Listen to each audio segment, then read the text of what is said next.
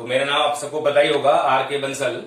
और मैथमेटिक्स के लिए हम लोग यहाँ पर जो है एक साथ बैठे हुए हैं अभी, और आप सारे लोग कॉपी पेन लेके बैठे हैं ऐसा मैं मानता हूँ, ठीक है। क्योंकि यहाँ पे जो भी कंटेंट मैं दूंगा उसका नोट डाउन भी करते रहोगे, मतलब नोट्स भी आपके साथ साथ में प्रिपेयर होते हुए चलने चाहिए, ठीक है ना। तो क्लास 11th की बेटा मैथ्स की हम जब बात करते हैं तो सबसे पहले हमको ये पता होना चाहिए क्लास 11th की मैथमेटिक्स में हम लोग किस किस यूनिट को पढ़ते हैं। बेसिकली मैथ्स को हमने कई सारे पार्ट्स में डिवाइड करेगा, कई सारी ब्रांचेस है मैथमेटिक्स की, ठीक है ना। तो कौन कौन सी ब्रांच मैथमेटिक्स की क्लास 11th में हमारे सामने आती है, ठीक है। तो अगर मैं क्लास 11th के सिलेबस की बात करूं आपसे यहां पर,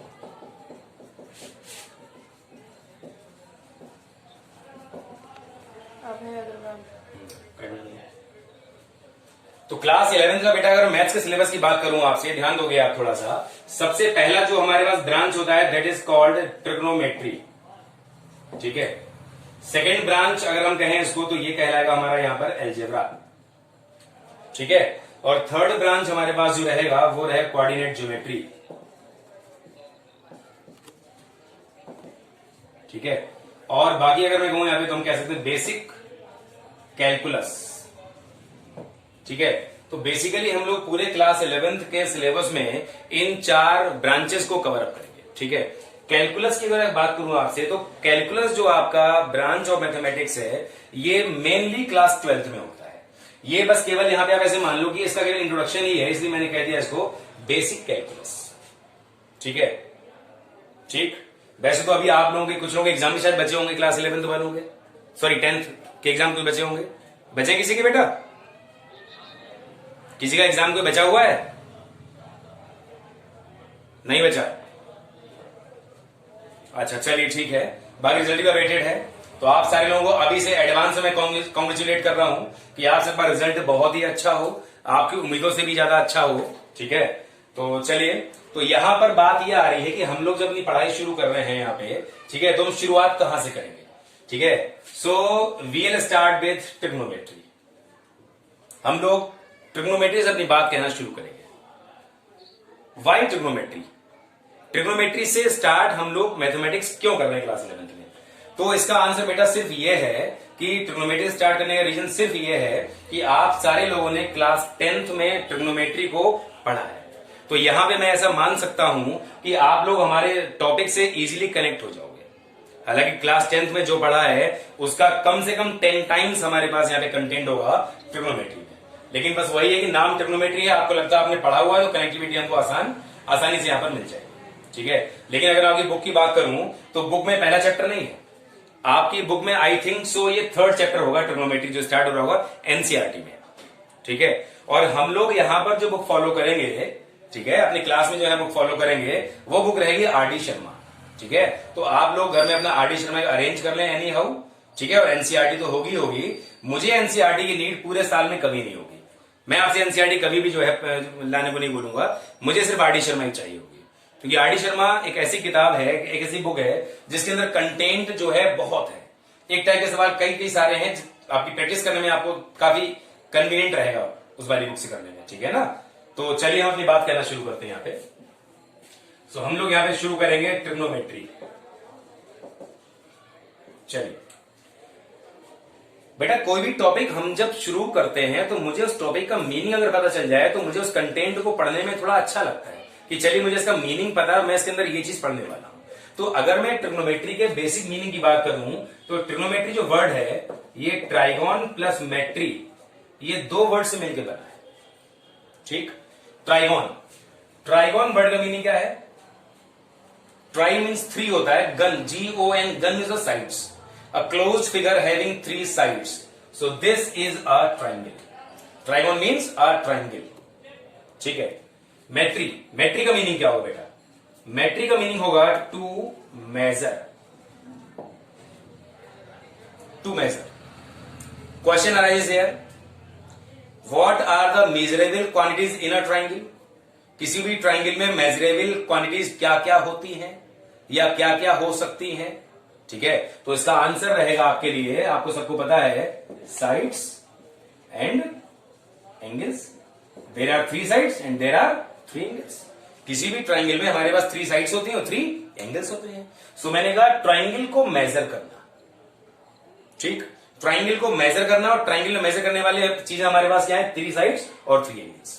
अगर मुझे किसी भी ट्राइंगल के तीनों साइड्स की लेंथ मालूम चल जाए और मुझे किसी भी ट्राइंगल में 3 एंगल्स की वैल्यूज मालूम चल जाए, तो क्या मुझे उस ट्राइंगल की सारी प्रॉपर्टीज पता लग जाएंगी, नहीं लग जाएंगी? भाई किसी भी ट्राइंगल की प्रॉपर्टीज डिपेंड किस पे करती हैं, लेंथ ऑफ साइड्स पे और वैल्यूज ऑफ एंगल्स पे। सो ट्राइंगल को मेजर करना मतलब मेरे पास साइड्स की वैल्यू है, एंगल्स की वैल्यू हो, सो वी कैन से कि हमको यहां पे ट्राइंगल की सारी प्रॉपर्टीज मालूम चल जाएंगी अगर हमारे पास साइड लेंथ्स और एंगल वैल्यूज आ जाए। So we can say in trigonometry to study the properties of a triangle, किसी भी ट्राइंगल की प्रॉपर्टीज को स्टडी करना is said to be trigonometry. So trigonometry का बेसिक मीनिंग दिमाग में बिठा लीजिएगा कि ट्रिग्नोमेट्री हमारी मैथमेटिक्स की वो ब्रांच होती है जिसके अंदर हम लोग किसी भी ट्राइंगल की प्रॉपर्टीज को स्टडी करते हैं। ये रही बिल्कुल बेसिक बात। लेकिन बेसिकली अगर हम ट्रिग्नोमेट्री की बात करेंगे तो इसी की जब मैं डेप्थ में जाऊंगा तो बहुत सारी चीजें आपको इसके अंदर पढ़नी है क्लास 11th में, ठीक है। तो फिलहाल ये ट्रिग्नोमेट्री का एक मीनिंग रहा हमारे पास। चलिए वापस आते हैं यहाँ पे थोड़ा सा साइड्स और एंगल्स की बात पे। मैंने कहा there are measurable quantities as sides and angles. So अगर मैं आपसे कहूं what is a side, side क्या होती है, साइड को डिफाइन करिए। या मैं आपसे कहूं what is an angle, angle क्या होता है, एंगल को आप डिफाइन करिए, ठीक है। तो आंसर भी मैं खुद ही दे रहा हूं आपको यहां पर, ठीक है। साइड का मतलब बेटा सिंपल हो गया, अ लाइन सेगमेंट, अ लाइन सेगमेंट। गलती से भी साइड को आप अ लाइन, लाइन मत बोल दीजिएगा, because in mathematics now you are in class 11th, a line is of infinite length। Line की जब मैं बात करता हूं तो लाइन हमेशा मैं ये कहता हूं कि लाइन जो होती है वो इनफाइनाइट लेंथ की होती है। तो यहां पे हम लाइन नहीं बोलेंगे, हम बोलेंगे अ लाइन सेगमेंट, एक लाइन का एक सेगमेंट, एक पार्ट, ठीक। चलिए एंगल की हम बात करें आपसे, what is an angle.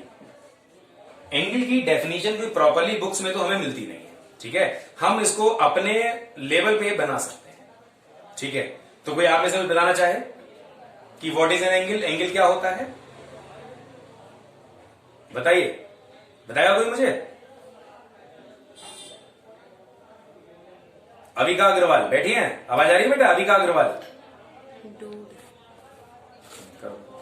Avika Agarwal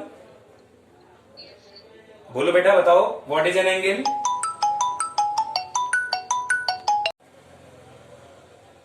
what is an angle.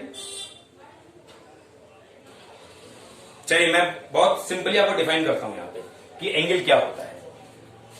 Suppose this is a line segment and we rotate this line segment by keeping its one end fixed. इसको मैंने यहां फिक्स रखा, इसको मैंने रोटेट किया और सपोज करिए मैं यहां तक पहुंच गया।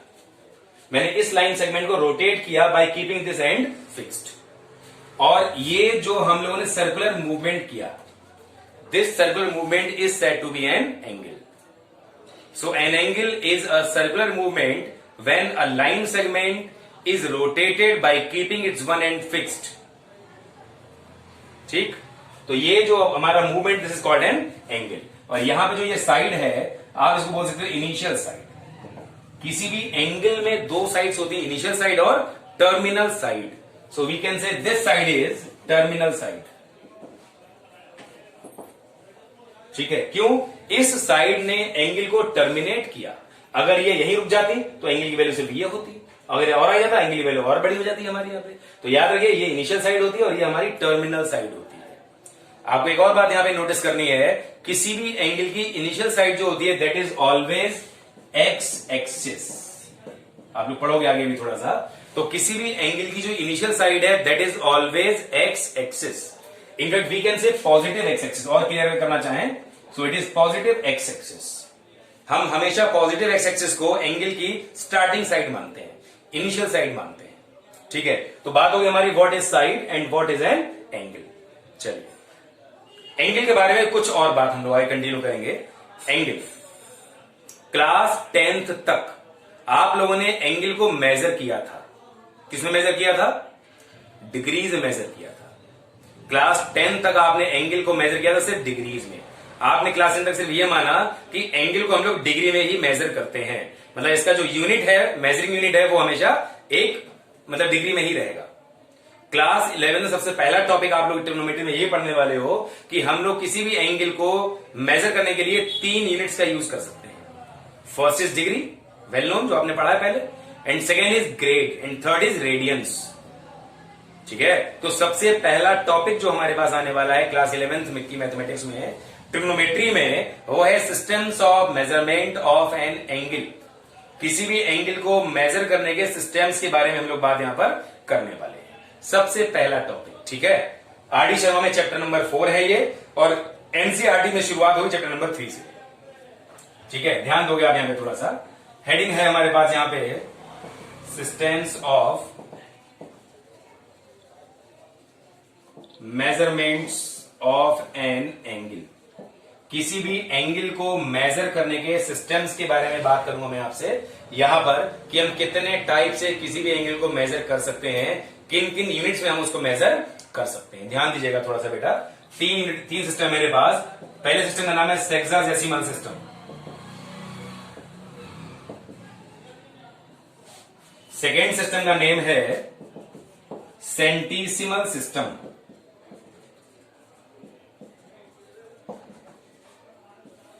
एंड थर्ड सिस्टम का नेम है बेटा circular system.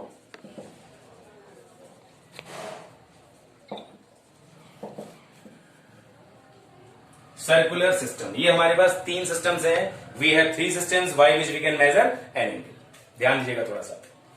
Sexagesimal system, this system is also known as English system.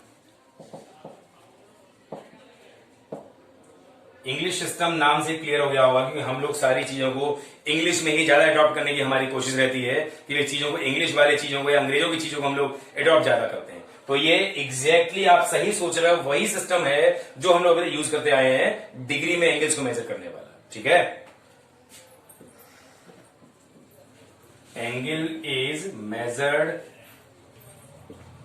In degrees. ठीक है, इस सिस्टम में सेंटीसिमल सिस्टम बेटा, इस सिस्टम का एक और नाम होता है फ्रेंच सिस्टम। ये आपका नया एड ऑन हुआ है इसमें, और यहां मैं कह सकता हूं कि angle is measured in grades. ठीक है, एंगल को हम लोग यहां मेजर करते हैं ग्रेड्स में। यहां यूनिट है मेरे पास ग्रेड, GRADE, ग्रेड, नया वर्ड है आपके लिए यहां पर। और अगर हम सर्कुलर सिस्टम की बात करेंगे तो इसका कोई और दूसरा नेम नहीं है, ये अपने आप में बहुत इंडिपेंडेंट और बहुत इंपॉर्टेंट है। ठीक है, तो यहां पर एंगल को हम लोग मेजर करते हैं, angle is measured in radiance. ठीक है, अगर आपसे कोई पूछता है what is the fundamental unit of an angle, तो याद रखिएगा fundamental unit of angle is not degree, fundamental unit of angle is radian. ठीक है, हम किसी भी एंगल की जब बात करते हैं तो फंडामेंटल यूनिट हमेशा रेडियन कहलाता है। ठीक है, कभी भी डिग्री नहीं होता है। ठीक है, बेसिक यूनिट जो होगा वो हमेशा ही रेडियन होगा। अब थोड़ा सा आपको यहां पे और ध्यान देना है ठीक तरीके से। मैंने यहां पे 3 सिस्टम्स की बात की। अगर किसी एक ही काम को करने के मेरे पास 3 तरीके हैं, तो मुझे तीनों को आपस में कंपेयर तो करना ही पड़ेगा। जब तक मैं तीनों को आपस में कंपेयर नहीं करूंगा तब तक यहां पर बात हमारी नहीं बनेगी। आप समझ नहीं पाओगे कि बेसिकली जो 3 चीजें कैसे हम उसको डिस्टिंग्विश करें। ध्यान दो यहां पे आप थोड़ा सा, मैं अब तीनों को थोड़ा थोड़ा डिटेल में लेके जा रहा हूं। चलिए ध्यान दीजिएगा थोड़ा सा। यहां मैं बात कर रहा हूं आपसे एक राइट एंगल के बारे में। A value of a right angle in degree system या in degrees, you all know it very well 90 degree. Right angle की वैल्यू कितनी होती है डिग्रीज में? 90 डिग्री होती है। ठीक है, अब यहां पे बहुत इंपॉर्टेंट बात, sometimes we have an angle less than 1 degree. कभी कभी हमारे पास एंगल की वैल्यू 1 डिग्री से छोटी होती है। Then we should have a unit which can measure lesser angles. ठीक है ना, छोटे एंगल्स को, स्मॉलर एंगल्स को मेजर करने के हमारे पास कोई यूनिट होना चाहिए।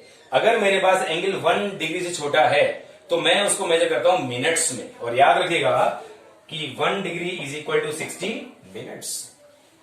And also sometimes we have an angle less than 1 minute.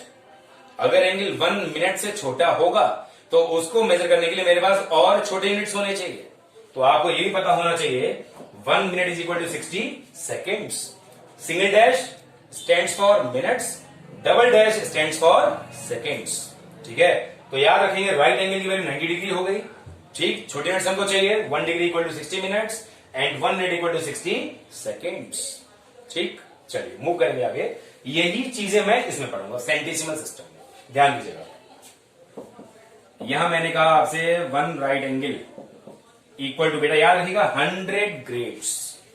In centesimal system the value of a right angle is 100 grades, and for showing grades we have to make small g in superscript। हम लोग क्या करेंगे, exponent की जगह पे small जी लगा देंगे और ये शो करेगा ग्रेड को। तो यहां पर मालूम चल गया कि ये 100 ग्रेड लिखा हुआ है। सेम चीज यहां भी आएगी हमारे पास। Sometimes we have an angle less than 1 grade. अगर एंगल मेरे पास 1 ग्रेड से कम हो तो उसको मेजर करने के लिए मेरे पास स्मॉल यूनिट्स होने चाहिए। ठीक है, तो याद रखिएगा 1 grade equal to 100 minutes and again sometimes we have an angle less than 1 minute in centesimal system, so we should have some smaller unit. So again here we have 1 minute equal to 100 seconds. तो यहां पे क्या था, 90 60 60, यहां पे आया बेटा 100 100 100। सेंटिसिमल में सारी वैल्यूज हमारे पास हंड्रेड्स में है। अब ये बात आपको याद कैसे रहेगी कि भाई सेंटिसिमल सिस्टम में सारी वैल्यूज हमारे पास हंड्रेड्स में है। थोड़ा सा आपको ध्यान देना पड़ेगा मेरी बात पे, बस ध्यान दीजिएगा। इस सिस्टम का नेम है सेंटिसिमल सिस्टम। ठीक, सेंटिसिमल सिस्टम की अगर हम बात करें तो इसका शुरुआती वर्ड है सेंट, CENT, सेंट। ठीक है, और सेंट वर्ड का मीनिंग आप सारे लोग जानते हो क्या होता है, 100 होता है। ठीक, तो जब सिस्टम के नेम, सिस्टम का मीनिंग ही 100 है तो यहां पे सारी चीजें हमारी हंड्रेड्स में होनी चाहिए। तो यहां का कंफ्यूजन आपके लिए बिल्कुल खत्म हो गया और यहां का कंफ्यूजन कभी था ही नहीं। तो ये तो आप क्लास 6 से पढ़ते चले आ रहे हो उस चीज को। ठीक, तो ये सिस्टम कंफ्यूजन खत्म हो गया, यहां पे कभी था ही नहीं। अब हम लोग मूव करेंगे सर्कुलर सिस्टम पे। ठीक, अब सर्कुलर सिस्टम में जैसे हमने राइट एंगल की बात यहां की, राइट एंगल की बात यहां की, तो यहां भी पहले हमको राइट एंगल की बात करनी चाहिए।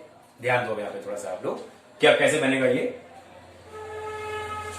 यहां पर कुछ हम जो बात कर रहे हैं थोड़ी अलग तरीके से करेंगे। कैसे करेंगे, आपने क्लास 10 तक सिंबल पढ़ा है पाई, सबने पढ़ा है पाई।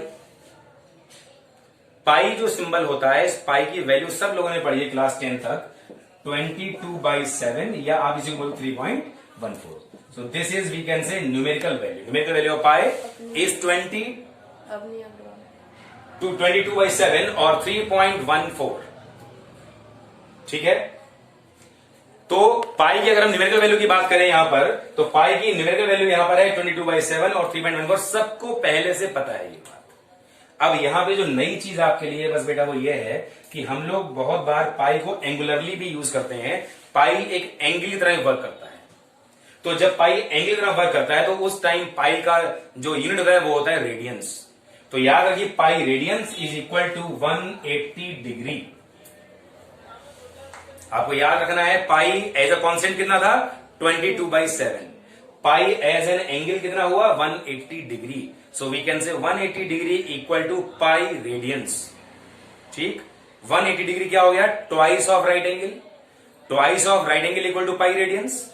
सो राइट एंगल इक्वल टू 2 को उधर भेज दीजिए आप, π/2 radians. So we can say here 1 right angle is equal to π/2 radians. उसका सिंबल होता है, आपने क्या किया, सुपरस्क्रिप्ट में C लगा दिया। C stands for radians. ठीक है, मतलब C एक्चुअली सर्कुलर सिस्टम को शो कर रहा है और सर्कुलर सिस्टम में यूनिट क्या है हमारा, रेडियन है। So we can say 1 right angle equal to π/2 radians, या आप इसको π/2 रेडियंस प्रॉपरली लिख दो। π/2 रेडियंस में यहां पर इसको लिख दे रहा हूं प्रॉपरली। ठीक है, तो बात हमारी यहां पे हो गई तीनों सिस्टम्स के बारे में। सेक्टेसिमल सिस्टम, डिग्री में चीजें रही यहां पर, सेंटिसिमल सिस्टम और सर्कुलर सिस्टम। अभी हम लोग सर्कुलर सिस्टम के बारे में कुछ बातें और करने वाले हैं। क्या करने वाले हैं, जैसे मैंने यहां कुछ वर्ड मीनिंग्स की बात कर ली, बट यहां पर ध्यान दो आप थोड़ा सा। इसका नेम है circular system. Circular word indicates it has या it should have some relation with a circle. इसका रिलेशन कहीं ना कहीं एक सर्कल से जरूर होना चाहिए, तभी इसका नाम सर्कुलर सिस्टम इसको दिया गया। ठीक है, अब सर्कल से हम कैसे रिलेट करेंगे इसको, थोड़ा सा बस ये समझना है आपको।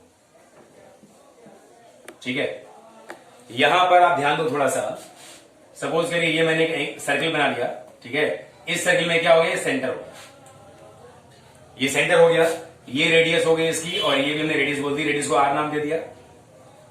रेडियस टू रेडियस, अगर मैं यहां से यहां तक की बात करूंगा आपसे, तो इसको बोलूंगा मैं आर्क, और आर्क लेंथ को मैंने यहां पे स्मॉल एल बोल दिया, आर्क लेंथ को स्मॉल एल बोल दिया, ठीक, ठीक है। और ये आर्क सेंटर पे जो एंगल बना रहा है, उस एंगल को मैंने यहां पर थीटा नाम दे दिया। सो आप यहां पे देख रहे हो, यहां पे मैंने जो है सेगमेंट ले लिया, एक सेक्टर ले लिया, उस सेक्टर में मैंने रेडियस शो किया, आर्क लेंथ एल शो किया और एंगल शो किया। तो यहां पर बेटा एक फार्मूला आपके लिए बहुत इंपॉर्टेंट आ रहा है, angle in radians equal to arc upon radius. First chapter में इस फार्मूले का बहुत यूज आने वाला है। ये फार्मूला मैंने कहा, angle in radians is equal to arc upon radius. This formula consist of 3 values, angle, arc और रेडियस। इन 3 वैल्यू में आपको 2 वैल्यूज गिवन हुआ करेंगी, और थर्ड वैल्यू हम लोग हमेशा फाइंड आउट कर लिया करेंगे, ठीक। अब यहां पे एक नोटिसेबल पॉइंट आपके लिए है, वो क्या है, बस वो समझ लीजिए थोड़ा सा। वो नोटिसेबल पॉइंट क्या है, वो नोटिसेबल पॉइंट सिर्फ इतना सा है यहां पे कि मैंने बोला एंगल इन रेडियंस।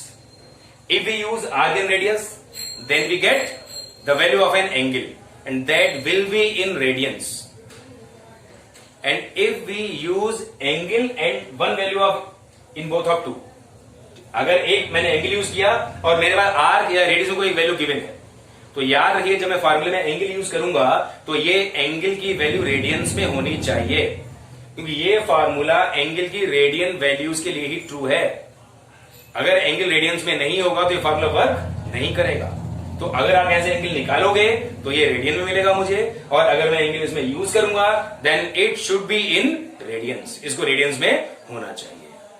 बात क्लियर है बिल्कुल। चलिए, तो ये बात हुई आपके सामने कि हमने सर्कुलर सिस्टम के बारे में बात की आपसे, इसका रिलेशन सर्कल से आपके सामने हमने एक्सप्लेन किया, ठीक। अब ध्यान दो थोड़ा सा, अब यहां पर यहीं से अगर मैं चाहूं तो एक रेडियन को इवेल्युएट कर सकता हूं। जैसे आप लोग क्या करते हो, फिजिक्स में डेफिनेशन निकालते हो, आप चीजों को 1 1 कर देते हो, आपको डेफिनेशन मिल जाती है। तो अगर मैं आपसे यहां पे 1 रेडियन को डिफाइन करने को कहूं कि व्हाट इज 1 रेडियन, 1 रेडियन कितना है, 1 रेडियन हम कैसे निकालें, ध्यान दीजिएगा। आपको क्या करना है, आर्क 1 लगा दो, रेडियस 1 लगा दो। अगर आर्क और रेडियस दोनों 1 1 में यूज कर लूंगा इसमें, तो एंगल क्या हो जाएगा हमारा, 1 रेडियन। बात क्लियर है बिल्कुल। अगर आर्क और रेडियस दोनों को मैं 1 1 यूज कर ले रहा हूं तो एंगल की वैल्यू क्या हो जाएगी हमारे पास, 1 रेडियन।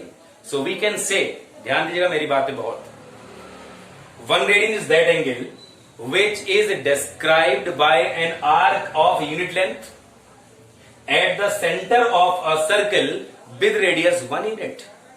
मतलब 1 रेडियन हमारा वो एंगल हो गया जो 1 यूनिट की आर्क के द्वारा एक 1 रेडियस के सर्किल के सेंटर पर बनाया जा रहा है। 1 radian is that angle which is described by an arc of unit length at the center of a circle having radius 1 unit, ठीक है। तो 1 रेडियन की डेफिनेशन पता होनी चाहिए आपको। यहां पे मैं लिख दे रहा हूं, 1 radian is that angle which is described by an arc of unit length, कितनी हो गई, 1, at the center of a circle with radius 1 unit, ठीक है। तो हमने यहां पे क्या किया, हमने यहां पे 1 रेडियन को डिफाइन कर लिया, ठीक है। सो 1 radian is that angle which is described by an arc of unit length at the center of a circle with radius 1 unit, ठीक। मैंने इसी फार्मूले में आर्क और रेडियस दोनों को 1 1 लगा दिया, तो मुझे एंगल की वैल्यू 1 रेडियन यहां पर मिल गई। तो ये मैंने आपसे बात की यहां पे sexagesimal system, degree system, centesimal system, grade system, circular system मतलब रेडियन सिस्टम। सेक्सडेसिमल में राइट एंगल होता है 90 डिग्री, सेंटिसिमल में राइट एंगल होता है 100 ग्रेड्स, एंड सर्कुलर में राइट एंगल होता है मेरे पास π/2 रेडियंस। अब मैं यहां पे एक क्वेश्चन लिख रहा हूं आपके लिए, आपको बताना है, एमसीक्यू है ये, क्या इसमें ट्रू है। Which is true in following. ठीक है, पहला ऑप्शन है मेरे पास d/60 g/100 2r/π। अगला है मेरे पास d/90 g/100 r/π। फिर हमारे पास है d/60 g/100 r/π। ठीक है, फिर आएगा हमारे पास d/90 g/100 2r/π। यहां मैं बता दे रहा हूं आपको where d, g and r denotes number of degrees, grades and radians respectively. यहां की d क्या शो कर रहा है, नंबर ऑफ डिग्रीज, g क्या शो कर रहा है, नंबर ऑफ ग्रेड्स, और r शो कर रहा है नंबर ऑफ रेडियंस। तो यहां पे 4 ऑप्शन दिए मैंने आपको मुझे बताना है which of the following is true. ये पहला एमसीक्यू आपके सामने आया, आपको इन चारों ऑप्शंस में कौन सा ऑप्शन करेक्ट है ये बताना है। देखिए यहां पे आप लोगों में से कुछ लोग कॉमर्स बैकग्राउंड के भी होंगे, कुछ लोग साइंस बैकग्राउंड के भी होंगे। तो चाहे आप साइंस बैकग्राउंड के हो चाहे कॉमर्स बैकग्राउंड के हो, मतलब जो क्लास 11 में ऑप्ट करने वाले हैं आप लोग, सारे लोगों को क्लास 12 के बाद, क्लास 12 के साथ साथ में जो है किसी ना किसी कंपटीशन से गो थ्रू होना है। साइंस वाले जेई का देंगे, यूपीसी का देंगे तमाम, और इंजीनियरिंग एंट्रेंसेस देंगे, आईआईटी का देंगे। ठीक है, और कॉमर्स वाले अपना सीए फाउंडेशन दे सकते हैं तमाम, और क्लेट वगैरह की तैयारी भी कर सकते हैं, प्रिपरेशन कर सकते हैं। तो सारे लोगों को किसी न किसी कंपटीशन से गो थ्रू होना ही होना है। तो यहां पर जो आपकी पढ़ाई में लेके चलूंगा, इस पढ़ाई में आपकी 11th और 12th की पढ़ाई तो पूरी है ही है, साथ में आपके कंपटीशन के लिए पूरा बेस प्रिपेयर होगा। मतलब मैं एमसीक्यू यहां कराऊंगा भी, एमसीक्यू आपको करने को भी दूंगा, एमसीक्यूज का मैं टेस्ट भी लूंगा, सारे काम आपके होंगे। सब्जेक्टिव तो होगा ही होगा, ऑब्जेक्टिव पार्ट भी साथ में चलता रहेगा, जिससे आपके लिए एकदम चीजें नई नई ना दिखाई दे लास्ट में 12th में आने के बाद कंपटीशन में। ठीक है ना, चलिए तो बताना है आपको इसमें कौन सा ऑप्शन करेक्ट है। चलिए पुलकित, पुलकित आवाज आ रही है मेरी? पुलकित,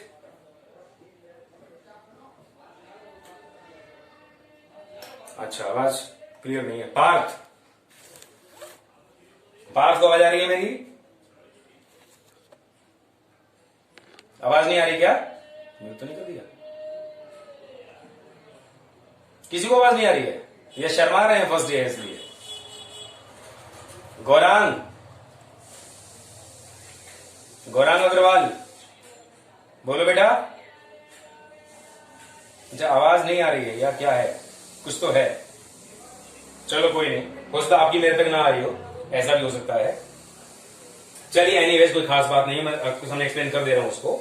ये जो मैंने क्वेश्चन लिखा है, मैंने इस क्वेश्चन में डिग्री सिस्टम, ग्रेड सिस्टम और रेडियन सिस्टम में राइट एंगल को आपस में कंपेयर किया है। ठीक, अब तीनों ही राइट एंगल है, राइट एंगल तो बराबर ही होगा, चाहे मैं किसी सिस्टम मेजर करूं उसको।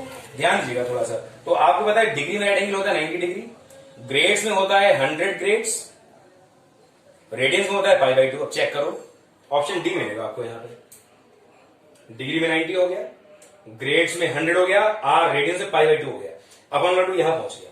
तो आपके लिए ऑप्शन डी जो है वो करेक्ट हो गया। तो ये एज ए एमसीक्यू तो हुआ ही हुआ आपके लिए। अब ये जो चीज है ये आपके लिए एज ए फार्मूला भी काम करेगा। मतलब ये आपके लिए क्लास 11th की मैथमेटिक्स का पहला फॉर्मूला हो गया। ठीक, क्लास 11th की मैथमेटिक्स का पहला फॉर्मूला जो मैं आपको बता रहा हूं वो है d/90 = g/100 = 2r/π। और ये किस काम में आएगा? ये आएगा एंगल यूनिट्स कन्वर्जन में। अगर मुझे एंगल की यूनिट्स को कन्वर्ट करना होगा, सपोज करिए जब मैं ये पढ़ा रहा था आपको, तो आपके दिमाग में आया होगा कि भाई अगर मेरे पास एंगल डिग्री में हो और मैं उसको ग्रेड में करना चाहूं तो कैसे करूंगा, या मेरे पास डिग्री में हो मैं उसको रेडियंस में करना चाहूं मैं कैसे करूंगा, या ग्रेड्स को रेडियंस में कैसे लाऊंगा, या ग्रेड्स को डिग्री रेडियंस में कैसे लाऊंगा, या रेडियंस को डिग्री में कैसे लाऊंगा, या रेडियंस को ग्रेड्स में कैसे लाऊंगा। ठीक है ना, तो ये सारे यूनिट्स को आपस में अगर मुझे कन्वर्ट करना पड़े तो मैं ये काम कैसे करूंगा, ये काम करेंगे हम लोग इस फॉर्मूले से। तो यहां पे लिख लोगे this is unit conversion formula for an angle. किसी भी एंगल के लिए यूनिट्स को कन्वर्ट करने का काम करेगा। अब कैसे करेगा इसका सिंपल एग्जांपल मैं आपके सामने यहां पे ले रहा हूं कि अगर मुझे किसी भी एंगल को कन्वर्ट करना हो उसकी लिमिट को, तो हम ये काम कैसे करेंगे। ठीक है, चलिए ध्यान दीजिएगा थोड़ा सा। सपोज से मैंने एग्जांपल लिया, मैंने कहा एक्सप्रेस 60 डिग्री इन रेडियंस। मैंने कहा मुझे 60 डिग्री को रेडियंस में एक्सप्रेस करना है। अब जब मुझे रेडियंस में एक्सप्रेस करना है, थोड़ा सा आपको ध्यान देना पड़ेगा। ठीक है, साथ में आप नोट ना करें, पहले ध्यान देना। फार्मूला था d/90, g/100, 2r/5। अब इंपॉर्टेंट यहां पर यह है कि we have to relate degrees and radians. हमें यहां पे डिग्रीज और रेडियंस को आपस में रिलेट करना है। That means we should relate this and this. So formula यहां पे जो आपके लिए काम आने वाला है वो आने वाला है ये। ठीक, अब आपको यहां पे करना क्या है, आपको रेडियंस की वैल्यू निकालनी। तो जब रेडियंस की वैल्यू निकाली तो आप क्या करोगे, इस फार्मूले से आर निकालना। पाई इधर आ गया, 2 नीचे आया, इंटू क्या आ गया, डी आ गया। ठीक, तो अगर मेरे पास डिग्रीज हो और मुझे रेडियंस निकालना हो तो मैं डिग्रीज को पाई बाय 180 से मल्टीप्लाई कर दूंगा, मुझे रेडियंस में वैल्यू मिल जाएगी। तो यहां पर हम वैल्यू इसकी लगा दें, पाई बाय 180 हो गया इंटू 60 हो गया। Now it is in radiance. So 60 3 हो गया, so you can say 60 degree is equivalent to pi by 3 radians. तो ये तरीका रहेगा, हम किसी भी एंगल को इजीली कन्वर्ट कर लेंगे अपना जो है ग्रेड्स में, डिग्रीज में और रेडियंस में। ठीक, एक और एग्जांपल लेता हूं मैं आपके सामने। मैं कहूं एक्सप्रेस 45 डिग्री इंटू ग्रेड्स। मैंने कहा कि भाई मुझे 45 डिग्री को ग्रेड्स में एक्सप्रेस करना है, मुझे 45 डिग्री की वैल्यू ग्रेड्स में निकालनी है, कितनी होगी। तो आपको समझना यहां पर सिर्फ ये है, here we should relate degrees and grades, मतलब डिग्रीज और ग्रेड्स, मुझे सिर्फ ये रिलेट करना है। तो ये मिलेगा हमको d/90 इक्वल टू हमको मिलेगा g/100। हमको यहां पे ग्रेड की वैल्यू चाहिए तो अब g निकाल दो यहां से। सो g 100/90 इंटू कितना आ गया, d आ गया। एक जीरो हमारा यहां से कैंसिल हो सकता है। So you can say when we have to convert degrees into grades, we should multiply degrees by 10/9। हम अगर डिग्रीज को 10/9 से मल्टीप्लाई कर देंगे, then we will get grades, number of grades. तो मिलेगा मुझे 10/9 इंटू 45, ये आ गया ग्रेड्स में। 9 5 हो गया, तो बेटा ये आपको मिलेगा यहां 50 ग्रेड्स। ये हमने इसको यहां पे क्या किया, डिग्रीज को ग्रेड्स में कन्वर्ट कर दिया। ठीक, तो ये कुछ बेसिक बात मैंने आपसे की आज यहां पर।